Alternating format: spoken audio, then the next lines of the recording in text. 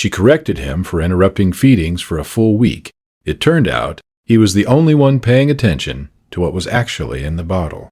Anastasia Okonkwo-Reyes had breastfed her first child without a single hiccup, and when her second, Calliope, needed formula supplementation at 4 months old, she assumed the transition would be just as smooth. She trusted her own read on a healthy feeding far more than she trusted her dog's opinion of it. Their Siberian Husky, Frost, had never once interfered with feeding time before. That changed the week they introduced the new formula. Every single bottle, roughly halfway through, Frost would nose his way between Anastasia and Calliope, pawing gently at the bottle itself, refusing to settle until she pulled it away. Anastasia assumed simple jealousy, a dog unused to sharing attention during what had always been a quiet, private moment between mother and baby. That detail would matter. She didn't clock it yet. By the third day, Frost's interference sharpened. He wasn't just nosing at the bottle anymore. He was staring fixedly at Calliope's mouth and chin during feedings, occasionally letting out a low whine that didn't match ordinary jealousy at all. Her sister, watching a feeding that week, noticed it and said what Anastasia hadn't wanted to consider. "He's not jealous. Look at his face. He's watching her reaction, not yours."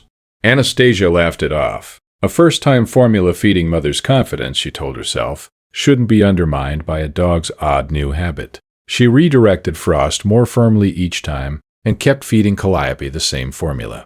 Friday morning, midway through a bottle, Calliope's face began to redden faintly around the mouth, small hives creeping along her chin that Anastasia, focused on the baby's calm feeding rhythm, hadn't yet noticed. Frost had already pulled the bottle away with his nose before Anastasia looked up properly, whining insistently, refusing to let her offer it again.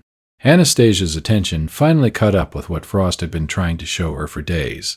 She saw the hives clearly this time, along with a faint puffiness starting at Calliope's lower lip, and called the pediatrician immediately, rather than waiting to see if it would pass on its own. Dr. Marisol Fenwick-Adeyemi, reviewing the symptoms and ordering a quick allergy panel, confirmed a developing sensitivity to a specific protein in the new formula, one that had likely been causing mild reactions at each feeding, building gradually towards something more serious with continued exposure. Reactions like this can escalate with repeated exposure, Dr. Fenwick-Adeyemi explained.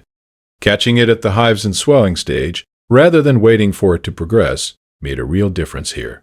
Anastasia sat in the pediatrician's waiting room for a long time afterward, Frost pulling the bottle away, feeding after feeding. Not jealousy, not possessiveness over her attention. He was reading a reaction building in Calliope's body that a first-time formula-feeding mother's confidence hadn't prepared her to see yet. The whine, the fixed stare at the baby's mouth and chin. Not a new quirk, a warning she'd corrected instead of heeding. 4 days running. If you love stories about what animals notice before we do, subscribe Pause Before Panic posts a new one every week.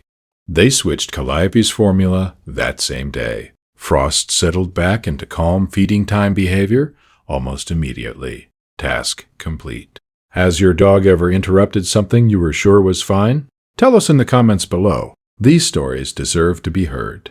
Calliope's skin cleared within days of the switch. Anastasia still watches Frost's face during every feeding now, just to be sure, and he's never needed to intervene again. If this story mattered to you, subscribe so you never miss the next one. Next week's story is about a dog who refused to let a toddler nap through an entire afternoon.